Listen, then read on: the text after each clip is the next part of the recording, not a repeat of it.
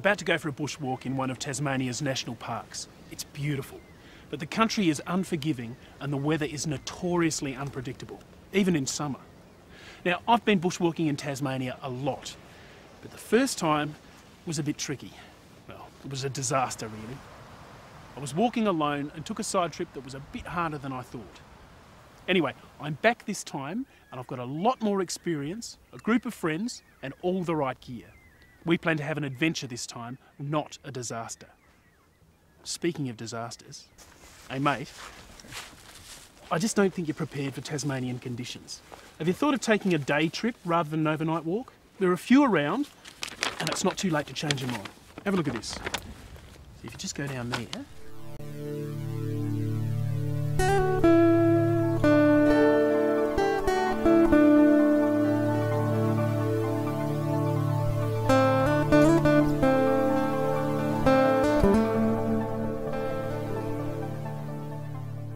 bushwalking in Tasmania is unlike anywhere else on Earth. Even if you've been to the Alps or New Zealand, Tasmania will still hold special challenges for you. If you're heading out into the bush, you must have a sleeping bag and sleeping mat, a tent, and don't forget your tent poles and pegs, a fuel stove with fuel, matches come in really handy, a water bottle, enough food, and this is most important, don't eat it all at once, a rainproof jacket with hood, rainproof pants, nice warm hat, warm clothes, good sturdy boots, a light, a map and compass, and it's handy if someone in your group knows how to use these too. A sturdy trowel for going to the toilet, and most essentially, a first aid kit. And you might want to take some of this stuff for your own comfort. And of course, you need a pack to put it all in. If you haven't got all of these things, you really shouldn't be heading out into the bush. Okay, we're all packed and ready to go.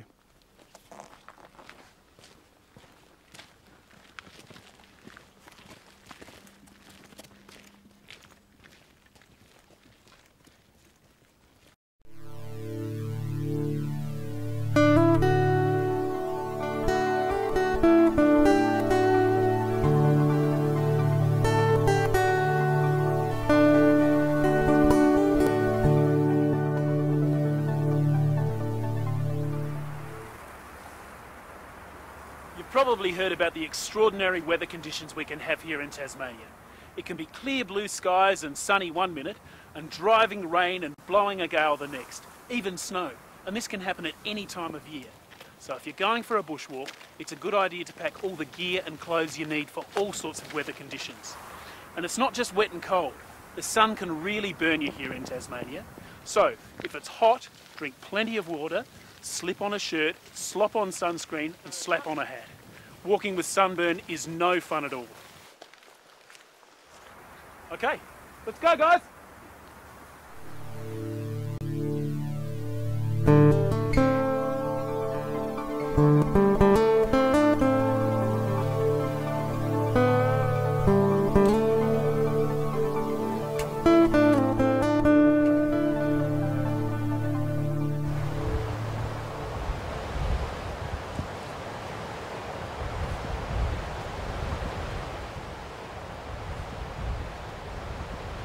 If the sun can burn you here in Tasmania, then the winds can cause some extreme chilling. If you are feeling cold, it is best to put on another layer or hypothermia could set in. Hypothermia is a chilling of the body's inner core.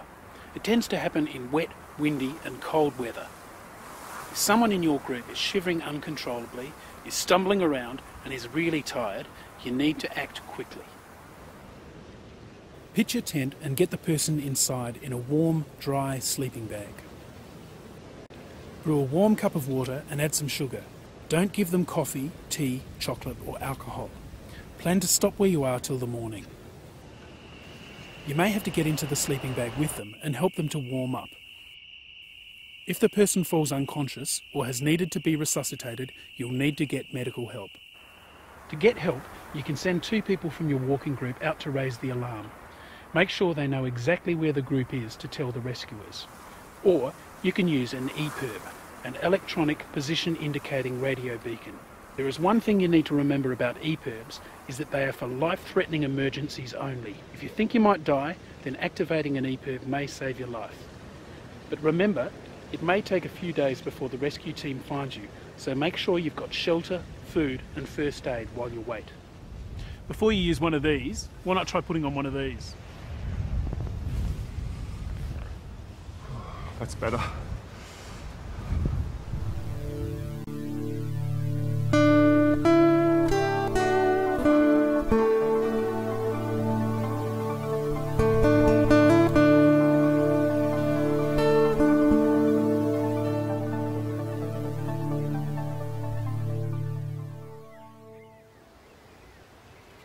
On most of the popular bushwalking tracks in Tasmania, there are toilets, and the Parks and Wildlife Service would like walkers to use these if at all possible. Not all water is as clean and pure as this. To make sure that we keep water as clean as possible, there are a few simple toilet rules that we follow. First of all, you've got to get the right equipment. A sturdy trowel and some toilet paper. Now if you're just going number one, to urinate, you don't really need the paper. You can drip dry. Girls too. As my sister likes to say, you don't have to wipe every single time. If you are going to use the paper, you've got to make sure that you bury it. Now, we walk 100 metres, that's 100 big steps away from any water source, campsite or walking track. 1, 2, 3, 7, 98, 99, 100. Now, I have to dig. The hole needs to be at least 15 centimetres deep. This is to stop any animals from digging it up and potentially spreading disease.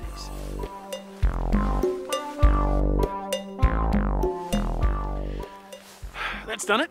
I can tell that the hole is deep enough because it's as deep as my trowel.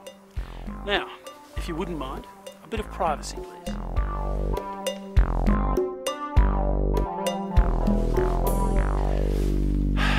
That's much better. I've done what I came here to do. I've also made sure that the toilet paper was buried and the hole is covered up. Looks like I've never been here. Leaving no trace. That's what it's all about.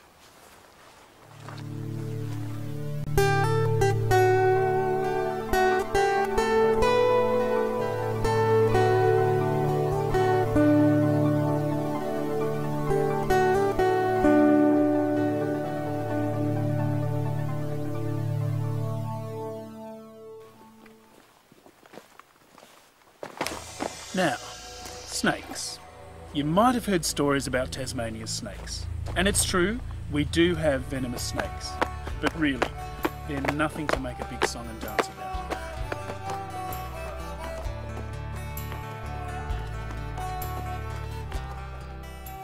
Snakes are shy animals. If you do come across one, you'll be one of the lucky few to encounter one of Tasmania's special animals. As long as you don't get too close and you're wearing sturdy boots and gaiters, you really don't have anything to worry about. If you do happen to get bitten, everything you need to know is in this booklet, Tasmania's essential bushwalking guide and trip planner. It's available free from the Parks and Wildlife Service.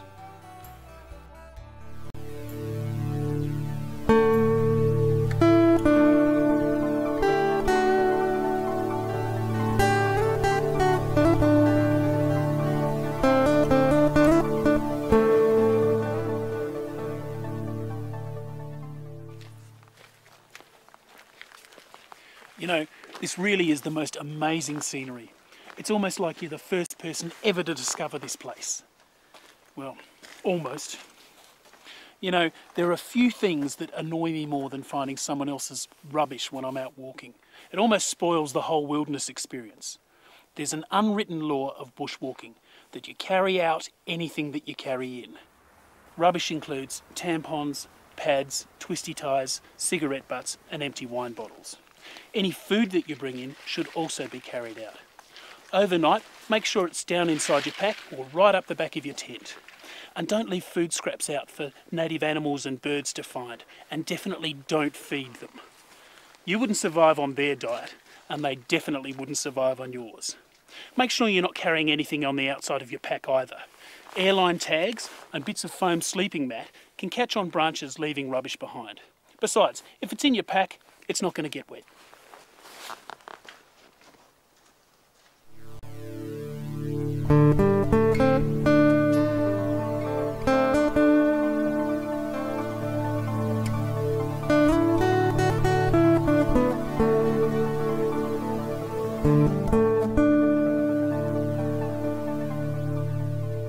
There's nothing like a hot meal to complete a good hard day's work.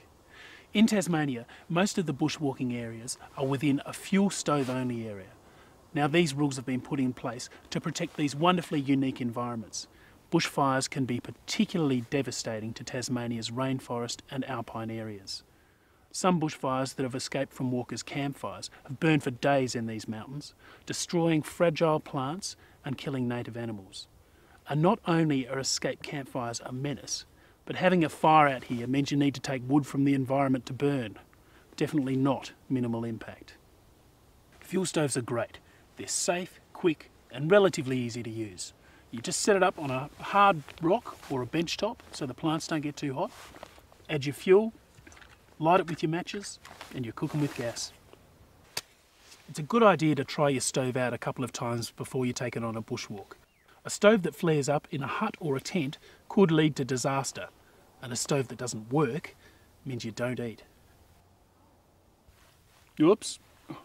Fuel stoves can tip over easily. Keep your eyes on what you're doing. You don't want to burn yourself or lose your dinner. Yum.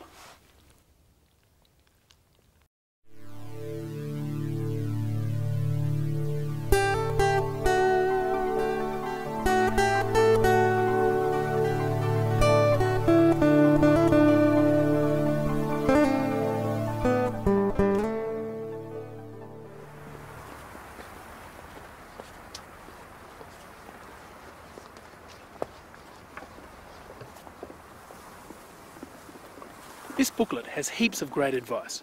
Grab a copy and give it a read. Not only will you be able to minimise your impacts on the environment, it'll also help keep you safe. If you can, have a chat to one of the national park rangers before you head out. They can help with heaps of advice.